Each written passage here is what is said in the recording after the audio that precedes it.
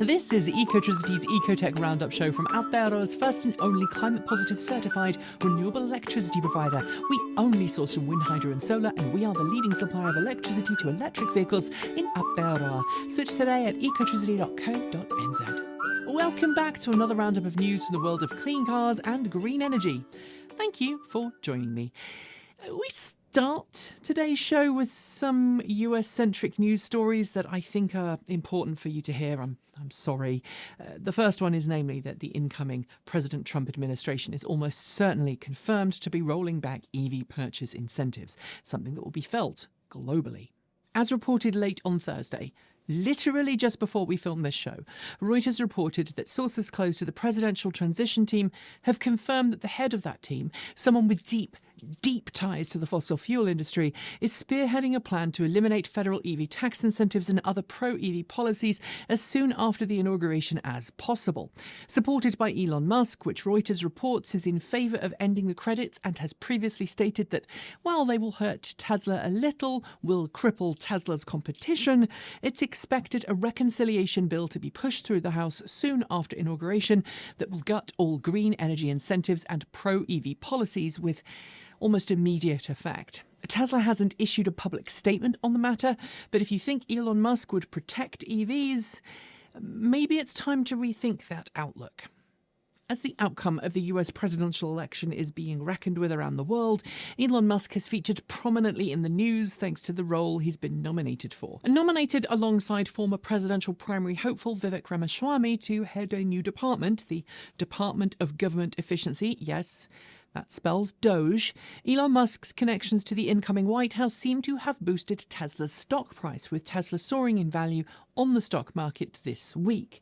While I am not passing judgment, many outlets, including ecoTEC, have suggested the rise in value is not tied to Tesla's performance per se, but to a, quote, hope for corruption, end quote. Namely that with Elon Musk in a government role, Tesla will be given preferential treatment when it comes to import tariffs and the like. But it's not just Tesla's stock that's soaring on Elon's close ties to a man who has a long history of anti-EV and anti-green rhetoric.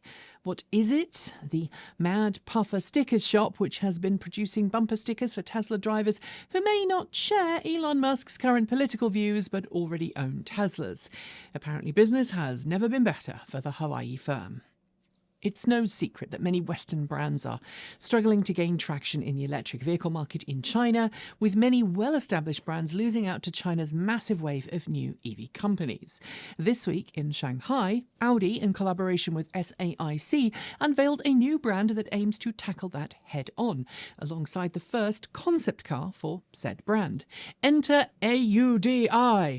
Not to be confused with Audi, there are no rings in the badge, just capital letters, and the Audi e-concept. It features all-wheel drive, a 100 kilowatt-hour, 800-volt battery pack, and both a 3.6-second sprint time and a claimed 700-kilometre range on the Chinese test cycle. It also, according to Audi's press release, quote, drives like a real Audi, end quote. I'm not sure that's what you really should be saying of a new sub-brand, guys. Hyundai has finally released specs and pricing in the US for its 2025 model year IONIQ 5 EV, which will be the first Hyundai EV to come with a NACS connector. Obviously, that NACS inlet will allow IONIQ 5 models to rock up at Tesla superchargers and use them without needing an adapter. But that's not really the most important thing about this new model year refresh. What's more important to me is improved range across the board and a new 63 kilowatt-hour standard range battery pack and 84 kilowatt-hour long-range variant.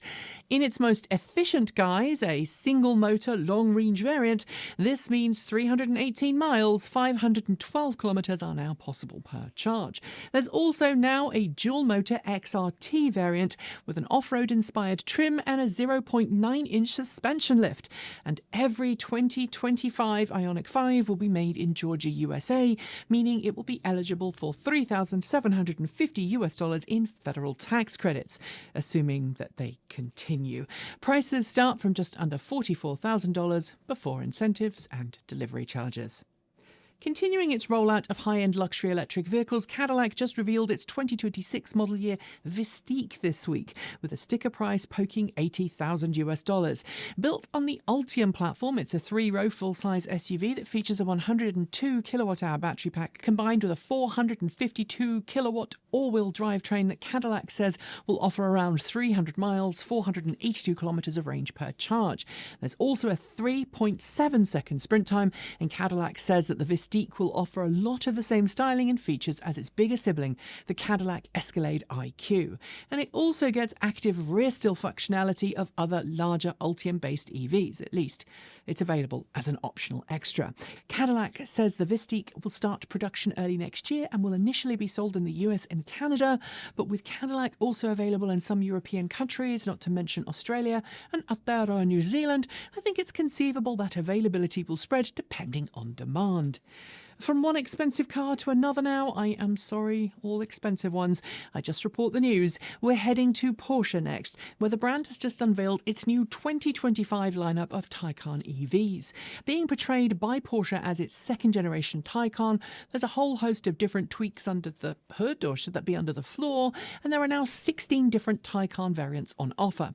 The new Taycan 4 sports sedan brings impressive all-wheel drive range to the Taycan sedan at a lower-end price point, while the new Taycan GTS promises truly ridiculous amounts of power for its size, with 515 kilowatts at the wheels when in boost mode. Thanks to tweaks made across the lineup, every 2025 Taycan gets a range boost and improvements to efficiency, with most models gaining ranges well in excess of 600 kilometers, 370 miles per charge on the WLTP test cycle.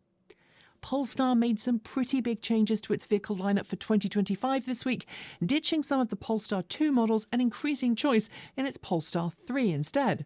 In North America, Polestar has decided to drop all but one Polestar 2 variant for next year, with the Polestar 2 only due to come in all-wheel drive performance variant, with no single-motor rear-wheel drive option available on the table. Polestar 2 customers will get a more powerful variant with less range for $66,200, far more than the cost of the outgoing single-motor variant. At the same time, however, Polestar just announced a new rear-wheel drive version of Polestar 3 for next year, with substantially improved range over the all-wheel drive variant, increasing the standard range variant to 315 miles, 507 kilometers per charge. The starting price of this model drops the entry-level point to just under $69,000 before fees. If you lease, as with other EVs, you can also get the federal tax credit. COP29 started this week as if everything else going on in the world wasn't enough, and the event, hosted by oil-rich nation Azerbaijan, made headlines. Let's start with the president of Azerbaijan, who said reports of the nation's high emissions were nothing but Western fake news, adding that nations should not be blamed for having fossil fuel reserves because they were a gift from God that should be used. Then Argentina, whose far-right leader has called climate change a socialist lie, pulled its negotiators out of proceedings, and then France pulled some of its negotiators out because they were accused of colonial sins by Azerbaijan. But hey, some people are trying hard to fire warning alarms. The International Energy Agency released a report this week warning that governments are already falling behind the promises they made last year at COP28. But don't worry, there is still time to get on the right track. And as a side note, Rivian CEO RJ Scaringe called on the world to act now on climate change to protect our planet for our children and their children. Given the political climate right now, we suspect his pleas, published in a memo and a YouTube video, will just be ignored by many people. Facing lowering demand for vehicles caused in part by changes in incentive policies in countries like Germany, Ford has dramatically cut production at its EV facility in Cologne. According to local newspapers in Germany, the company has told production line staff that they will be alternating 1 week on with 1 week off as Ford deals with what it calls a set of rapidly deteriorating market conditions for EVs. It's worth noting that the facility, which produces Ford EVs built on the Volkswagen MEB platform, had only just begun production of the all-new Ford Capri EV, which launched just last month. Ford's Explorer EV, which started production in June, has also been faced with tough competition from Chinese brands. This is yet another bit of bad news for Ford, which is due to stop producing the F-150 Lightning at its Rouge production facility in the US for nearly 2 months starting next week, due to similar disparities between production numbers and demand.